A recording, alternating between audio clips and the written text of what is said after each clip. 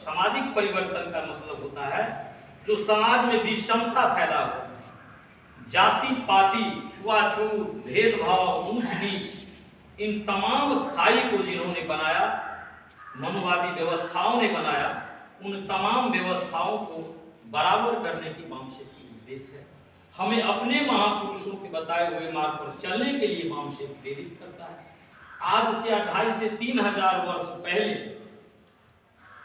जो मनुवादी के द्वारा हमारे दिमागों में जो चीज भर दिया गया, हमें जो चीज आज हम पढ़ते हैं, जो इतिहास हमको बताया जाता है, वह इतिहास हमारा वास्तविकता में इतिहास नहीं है। हमारे इतिहास को तोड़ मरोड़ कर हमारे बीच में परोसा गया, जिसे आज तक हम लोग अपने कंधे पर ढो रहे हैं। वाम से उसी चीजों को, उसी रिसर्च करके अपने जो महापुरुष, हमारा जो मूल इतिहास, हमारा जो मूल संस्कृति भारत का था, वाम से संगठन के माध्यम से अपने लोगों को, शिक्षित वर्ग के लोगों को शिक्षित करने का काम करता है। थोड़ा सा मैं पीछे जाना चाहता हूं, उसके बाद फिर मैं यहाँ आऊंगा। मित्रों, आप लोग को मालूम होगा, आज तक हम लोगों ने भारत का नाम, कई लोगों ने भारत कहा, कई लोगों ने इंडिया कहा। जैसे अंग्रेज आए तो इंडिया नाम कहा, मुगल आए तो हिंदुस्तान कहा।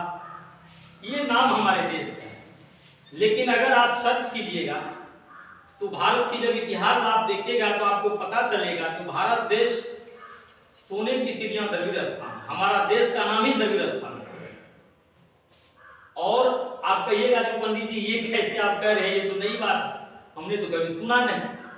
तो दुश्मनों ने हमारी सारी साहित्य को जलाया, खंडित कर दिया, उसको मिटा दिया, लेकिन कुछ चीज ऐसा है जो नहीं मिट सका। जैसे अगर आप जनगण मन अधिनायक पढ़ेंगे तो उसमें यह शब्द है, द्रविड़ शब्द है, क्या नाम दिया गया? 26 जनवरी 15 अगस्त अगर आप लोग पढ़ते हैं या यह गान जो गाते हैं जिसे राष्ट्रगान कहा गया है, तो मिटाने के बहुत से लोगों ने कोशिश किया, लेकिन यह द्रविड़ शब्द आज के आज भी है। तो यह चिंतन करने की विषय है। भारत देश सोने की चिड़िया द्रविड़ स्थान था, और उसे उस समय में, आज से 2500-3000 वर्ष जब विदेशी आज हमारे देश में आए, मैं थोड़ा सा इतिहास पीछे जाना चाहता हूँ, क्योंकि हमारे लोगों को इतिहास का भी जानकारी होना चाहिए। जब हमारे इस सोने की चिड़िया द्रविड़ स्थान देश पर विदेशियों के नजर पड़ा, तो विदेशी कौन विदेशी थे? आर्य विदेशी पहले हमारे देश में आए। हमारी संस्कृति को उन्होंने ही भंग किया। हमारे देश में झगड़ा किसको कहते हैं हमें मालूम नहीं था। हमारे लोग, हम भारत के बहुजन समाज मूलवासी जो यहाँ के थे, हमें गाली समझ नहीं आता था, हमें झगड़ा समझ नहीं आता था, हमें कूटनीति नहीं आता था। हमारे देश में इतनी भाईचारा थी, इतनी खुशहाली हमारा देश था, हमारे देश में दूध की नदियां बहा करती थी। इसी भारत द्रविड़ स्थान घरों में घी का भंडार हुआ करता था, उपजाऊ जमीन सोने की चिड़िया भारत थी। लेकिन मध्य एशिया से विदेशियों ने आया, आक्रमण किया हमारे देशों को, हमारे देश को गुलाम बनाने की तरह तरह का षड्यंत्र किया।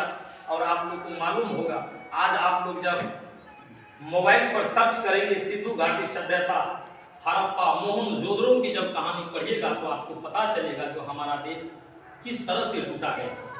साथियों, हम गुलाम बने नहीं, हमें बनाया गया। हम शासक वर्ग थे, हमें शोषित बनाया गया। हमारी धरती, हमारी धन संपदा बुद्धिजीवियों, चालाकों के द्वारा, दुश्मनों के द्वारा छीना गया और हमें भिखारियों जैसा जिंदगी बना दिया। यह कोई और नहीं, इस देश के मनुवादी व्यवस्थाओं ने किया।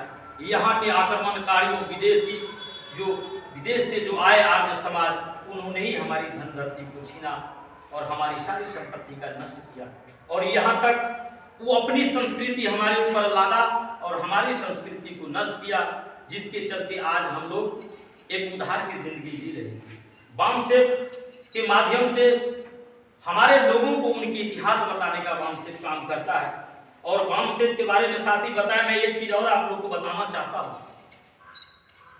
मान्यवर कांशीराम साहब ने वामसेक का जब गठन किया तो उससे पहले उनको पता चला जो देश की साहित्य व्यवस्था, इतिहास क्या है।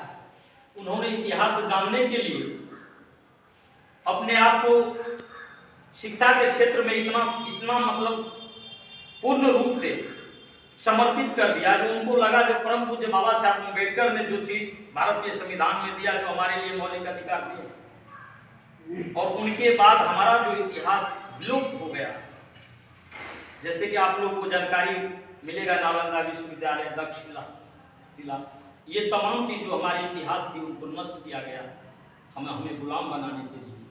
तो मान्यवर कामशी राम साहब ने कहा, सोचा जो हमारे जो गांव के लोग जो अनपढ़ गवार हैं, अशिक्षित लोग हैं, उनको समझाना आसान बात है, लेकिन पढ़े लिखे लोगों को समझाना थोड़ा सा कठिन है।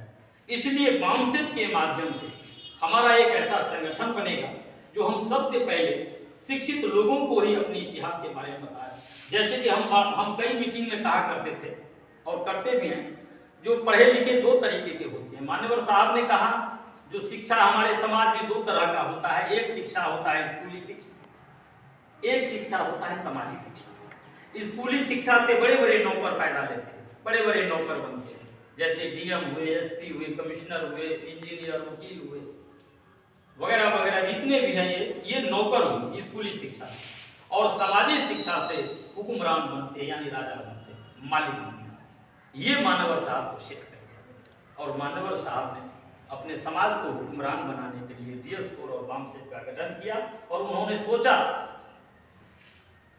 कि बामसेप के माध्यम से जो हमारे कर्मचारी समय नहीं दे सकता तो आर्थिक मदद तो कर सकता